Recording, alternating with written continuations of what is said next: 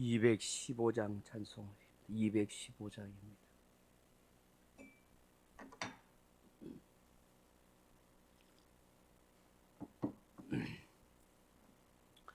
215장입니다. 내 죄 속해 주신 주께 힘과 정성 다하니 나의 온갖 은행 심사 주를 위한 것일세. 내게 있는 모든 것을 주를 위해 바치리. 내게 있는 모든 것을 주를 위해 바치리.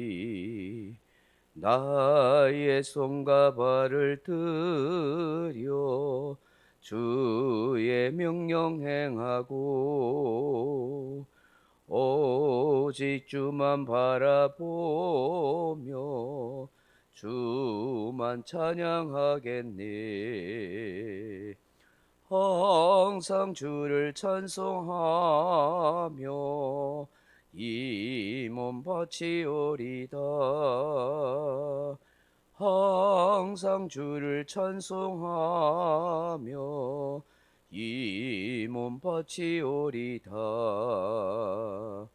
내가 주를 바라보니 나의 영혼 밝아져. 십자가를 지신 주만 항상 바라봅니다. 십자가를 바라보며 주만 따라가리라.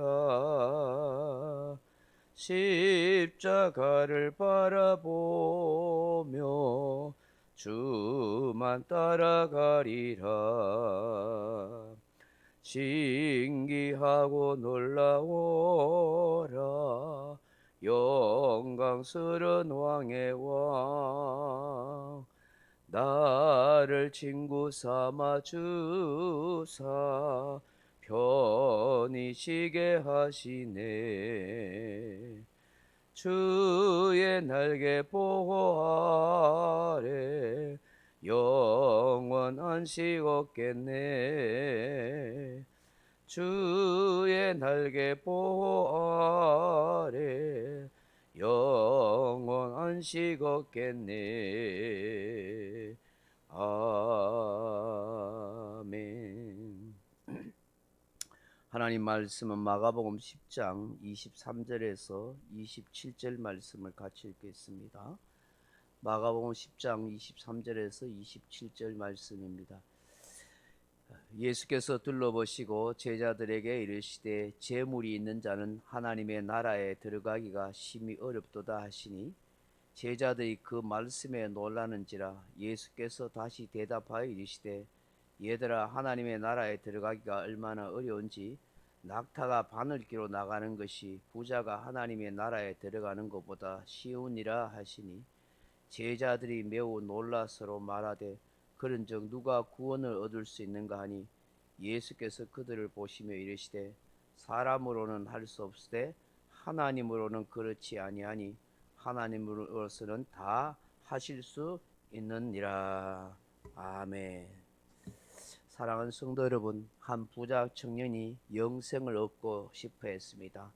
하나님 나라에 들어가기를 바랬습니다. 그래서 예수님을 찾아와서 무엇을 해야만 영생을 얻고 하나님의 나라에 들어갈 수 있느냐고 물었습니다. 그러자 예수님께서 네가 계명을 알고 지켰느냐라고 말했을 때에 자기는 철저하게 계명과 율법을 어릴 때부터 지키며 살아왔다고 자신만만해했습니다. 젊은 부자 청년이 이 정도면 정말 대단하다고 칭찬을 들을 만하지 않겠습니까? 누가 봐도 영생의 나라, 하나님의 나라에 충분히 들어갈 것 같습니다. 그 엄청난 재물을 가지고 율법대로 계명대로 그렇게 지키고 산다는 것이 쉽겠습니까? 제자들도 옆에서 듣다가 굉장히 감탄했을 것입니다. 자신들과 비교를 해도 제자들보다 훨씬 나아 보일 것입니다. 그래서 예수님은 그 사람을 사랑해서 이런 거 한 가지 말하죠. 네게 한 가지 부족하다.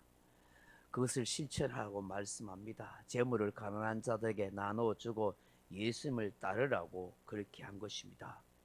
영적으로 신앙적으로 생각하면 엄청난 축복이 아닐 수가 없습니다.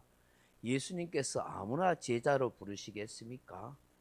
만약 이 부자 청년이 그렇게 했더라면 아마 가룟 유다를 제치고 예수님의 제자의 자리에서 크게 인정받았을 것입니다. 베드로보다 훨씬 더 훌륭한 제자가 되었을지도 모릅니다. 그런데 그에게 아킬레스건이 있었습니다. 결정적인 그런 아픔이지요. 그 재물을 내려놓지 못한 것입니다. 그것 때문에 심히 근심하며 돌아가 버리고 말았습니다. 예수님은 이 부자 청년을 안타깝게 여기셔서 이런 말씀을 합니다. 재물이 있는 자는 하나님의 나라에 들어가기가 심히 어렵도다. 낙타가 바늘기로 들어가는 것보다 더 어렵다. 그렇게 말씀하였습니다. 왜 예수께서 이런 말씀을 하셨을까? 그 첫째로는 재물이 주는 즐거움과 향락을 포기할 수 없었기 때문이다 하는 것입니다. 재물 그 자체로는 부정적으로만 볼 것이 아니요, 그렇다고 해서 아주 긍정적으로 생각할 것도 아닙니다. 인간이 이 세상을 살아가는 데 있어서 재물은 필요한 도구의 일부인 것입니다. 부자가 하나님의 나라에 들어가기 어려운 이유는 부자라는 신분 때문이 아니라 그가 재물을 어떤 시각으로 바라보고 있느냐는 것입니다. 즉 재물관의 문제였던 것입니다. 하나님 나라엔 재물이 필요 없습니다. 이 세상에서만 필요한 것이 재물이요 돈입니다. 그런데 이 재물이 이 세상을 살아가는 데 있어서 엄청난 영향력을 행사하게 됩니다. 사람의 체민, 유신, 그리고 이 부를 통해서 누리는 그런 향락과 즐거움은 이루 말할 수 없기 때문입니다. 이 젊은이는 그 재물을 포기할 수가 없었던 것이죠. 예수님은 이런 말씀을 하셨습니다. 하나님과 재물을 겸하여 섬길 수 없다라고 말입니다.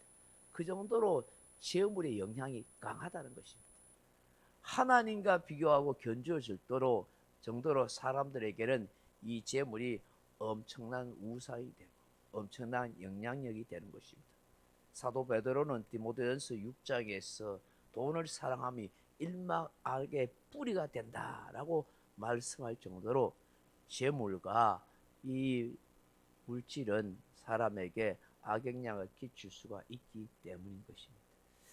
둘째로 재물은 하나님보다 재물을 더 의지하게 하는 경향이 있기 때문입니다. 어느 시대를 막론하고 재물의 힘은 막강합니다. 산업 경제가 발달하고 자본주의 시대가 될수록 재물의 영향력은 더 강합니다. 여러분 공산주의 사회는 별거 아닌 것 같죠. 다 뭐 나눠 먹고 하니까 재물의 힘이 없는 것처럼 보여도 타락한 인간의 속성은요, 오히려 공산주의 사회에서 더 뇌물, 돈이 영향이 막강합니다. 오히려 부익부 빈익빈이 더 심하다는 사실을 알게 되는 것입니다. 돈만 있으면요, 지금도 북한의 수용소에 있는 사람 건져낸다 하지 않습니까? 우리 성도님 그 이야기하잖아요. 노기수 성도. 돈만 있으면은 지금 정치부 수용소에 있는 자기 딸을 얼마든지 건져낼 수가 있대요. 구출해낼 수가 있대요. 재물의 힘이 막강한 거예요. 이 재물의 영향력이 크면 클수록 사람은 하나님보다 재물을 더 의지하게 됩니다. 실제적으로 이 재물의 영향력이 나타나기 때문에. 그러나 우리 인간은 하나님의 보호 없이는 살아갈 수 없습니다. 한시라도 하나님의 손길을 외면하면은 존재할 수 없는 것이 바로 우리 인간인 것입니다. 그러므로 재물을 의지하는 자는 하나님을 찾지나 하나님을 의지하지 않게 되는 것입니다. 하나님보다 재물을 더 높은 자리에 둔다 하는 것입니다. 이 재물은 삶의 수단이 아니라 목적이 되어 버리는 것입니다. 오늘 이 부자 청년은 바로 하나님보다 재물을 더 의지하는 그런 경향이 있습니다. 영생의 나라, 하나님의 나라에 들어가고는 싶었지만 그가 본질적으로 하나님보다 재물을 더 사랑했던 것입니다. 우리는 어떠한 형편이 있든지 변함없는 마음으로 하나님을 섬기고 살아가는 그런 신앙심을 필요로 한다 하는 것을 알게 되는 것입니다. 바울이 고백한 것처럼 우리도 이런 고백을 해야 할 줄 알아야 됩니다. 빌립보서 4장 11절 이하에 내가 궁핍함으로 말하는 것이 아니라 어떠한 형편이든지 자족하기를 배웠노니 나는 비천에 처할 줄도 알고 풍부에 처할 줄도 알아 모든 일에 배고픔과 배부름과 배고픔과 풍부와 궁핍에도 처할 줄 아는 일체의 비결을 배웠노라. 오늘 우리가 진짜 기도해야 할 것, 하나님 자족할 수 있도록 도와주옵소서. 가난하든지 부하든지 돈이 많든지 적든지 어떤 상황이든지 간에 잘 적응하고 자족할 수 있는 그런 마음과 믿음을 가질 수 있도록 도와주옵소서. 이를 위해서 기도하는 저와 여러분 되게 주님의 이름으로 축원합니다. 각자 기도하시다가 돌아가시기 바랍니다.